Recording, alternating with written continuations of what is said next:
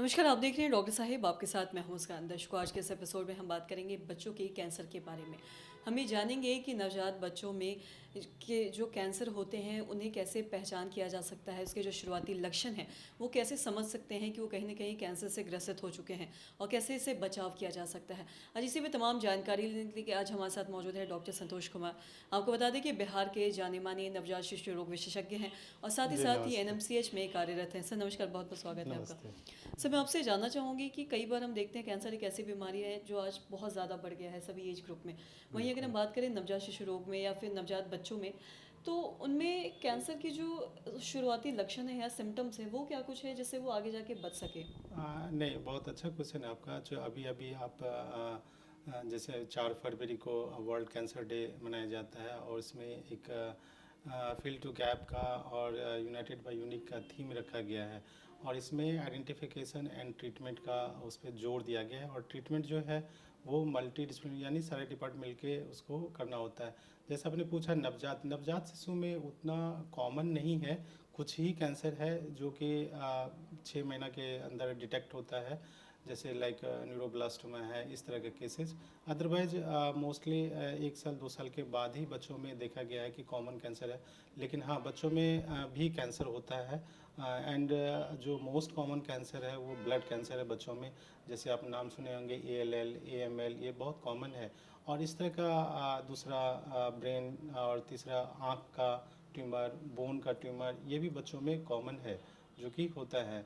ठीक है। जैसे मोस्ट कॉमन है ब्लड का, तो ब्लड वाले कैंसर में आप बच्चे में यूजुअली जो इस तरह का सिम्टम होता है कि बच्चा थका हुआ रहेगा, बहुत लंबे समय तक फीवर होता है, शरीर में कहीं पे आपको चोट लगने के बाद जैसे काला पड़ जाता है ना, जिसको हम हेमाटोमा बोलते हैं, उस तरह का काला काला दाग धब्बा, या फिर कहीं मुंह से नाक से आपको ब्लीडिंग होगा, आपको गले में मतलब गर्दन में ये गांठे दिखेंगे जिसको हम लिम्फ नोड बोलते हैं।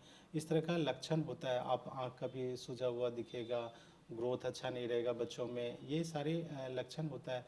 इस तरह का कोई भी लक्षण इमीडिएट अगर आप पेरेंट्स को दिखता है तो आप इमीडिएटली अपने नज़दीकी डॉक्टर से मिलके ब्लड जांच कराएं और इमीडिएटली जहाँ पे कैंसर का अच्छा उपचार है। अब तो हमारे बिहार में भी सरकारी अस्पताल में जैसे कि एम्स हो गया, IGMS हो गया, हमारे सबसे इम्पोर्टेंट हमारे बिहार में टाटा का hospital, Homi Bhabha cancer hospital, जो कि वहाँ पे बच्चों का इलाज बहुत ही अच्छे तरीके से कैंसर का होता है।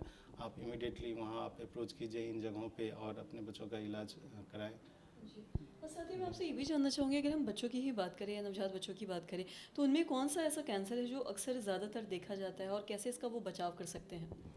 बचाव करने के लिए जैसे कि एडल्ट में कुछ ऐसे कैंसर हैं जिससे हम बच सकते हैं अगर हम कुछ अच्छा प्रैक्टिस करें। जैसे है कि ओरल कैंसर आप एडल्ट में देखते होंगे कि हम जितना टोबैको च्यूइंग मोस्ट कॉमनली है हमारे इंडिया में, ठीक है, उससे सबसे ज़्यादा होने वाला मुंह का कैंसर है।